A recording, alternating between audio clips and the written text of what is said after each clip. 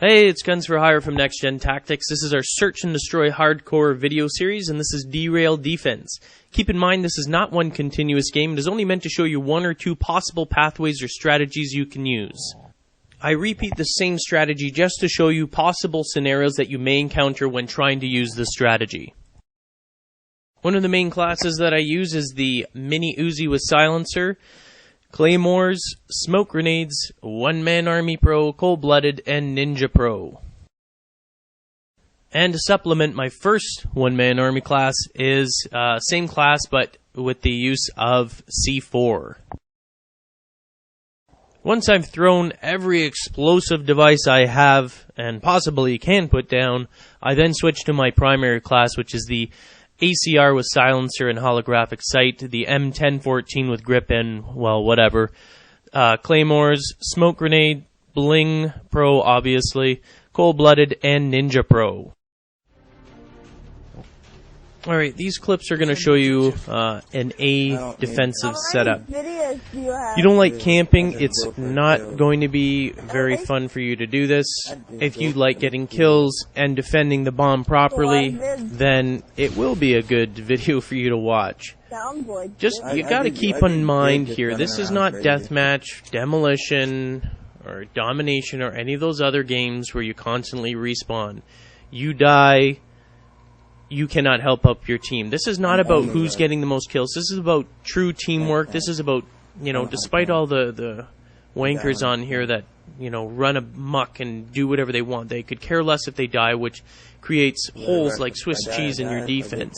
So all the defensive stuff that I do here, and this one here, which is sort of hiding in the building, and you'll notice it's very similar to offense, is set up in such a way that I assume people are going to die, because people are just out to get kills rather than defend. They have to come to you. On defense, it's not offense where you have to actually move the bomb forward. This is where the other team has to push it forward to you. So why go hunting them when they're going to have to bring it to you? Now, we're going to show the same thing, so it doesn't really matter. But basically, I use one-man army a lot to sort of cover both sides. And you notice I'm putting C4 down on one bomb, and then I'm going to return to the other bomb. A lot of times I'll throw smoke in the middle to sort of act as a shield or a distraction, and then I'll go the other way. I'll set up whatever I have to on one side, because quite frankly, in a public game, if you're not playing with a clan, you know, everyone's running around like bloody idiots, and they're not, you know, thinking at all. They just want to run amok. And I recently had a comment too that I'm too technical on playing the game. Well, you know what? I'm about winning a game. I'm not about running around and look how fast I am. You know what? I'm not near as fast as some of the younger gamers out there. I can never go 1v1 with anyone. I have to be, I treat it like a chess game. And so everything I do here, setting up claymores in the back, I'm close enough to A, that I can hear if someone's approaching, if they planted it, and if they do plant it without me knowing, I can easily whip around that corner super, super fast and drop the person. At the same time with offense, if you watch that, I can plant and stay here, and I can hear anyone that's trying to defuse it.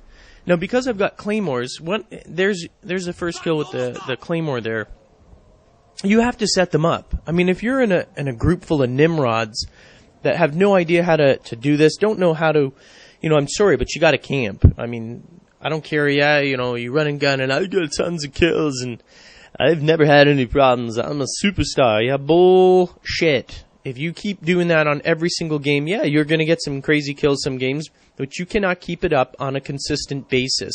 What I try to show here, and I'm not saying this works every single time, but I promise you it works a hell of a lot more often than if you run around like a chicken with its head cut off. With the claymores, the C4 down, I'm able to watch both bomb sites. You can independently detonate the C4 from across here. So if I saw someone going over in there, I could easily detonate it and then get the kill. And now because I'm close to A, you know, A gets planted, I'm not worried about it because I'm super close to this. So I simply drop down, and normally, if they haven't come inside, which is the first place I'm going to check, then I should be able to get an easy kill on this. And then I just have to sort of make sure it's clear before I go and defuse, and then win the round. But it's all about setting up defense. The one-man army allows you to cover both. C4 on one to independently detonate it, and then you come back here, set up some claymores on the rear, and guard that bomb. You don't need to go that far away from it. So again, we're going to show it. It's a different match. I think a different game. I'm not sure. I can't remember. I mixed the clips up. But it's the same thing. You see, I'm setting up claymores on the rear so that they can't just come after me. They can't, you know, flank me or surprise me, and it allows me to concentrate fully on focusing on the bomb, one bomb or the other. And sometimes I don't cover both. I mean, once in a while, it's nice to think that there's a possibility that 5 out of, you know, the other 5 teammates are actually going to be able to kill someone on the other bomb.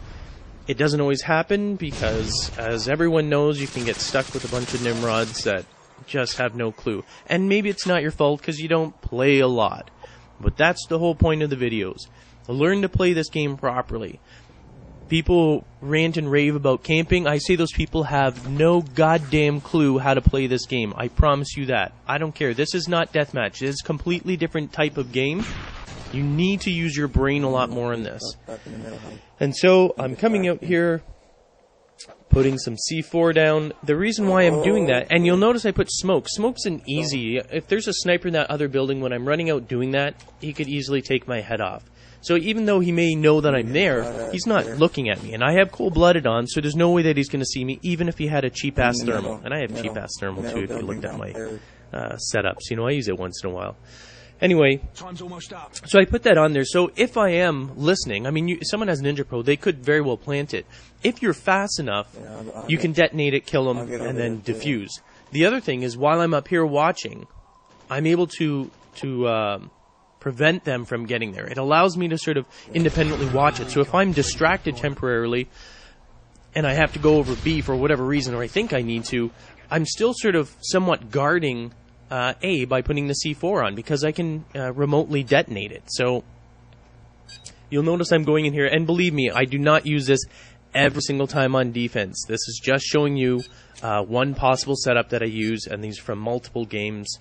You don't want to use it every single time, especially if you get kill cam. It's not going to work. Anyway, thanks for watching. Hope you enjoyed it. For more strategies and tactics on Modern Warfare 2, stay tuned to Machinima Respawn or visit NextGenTactics.com.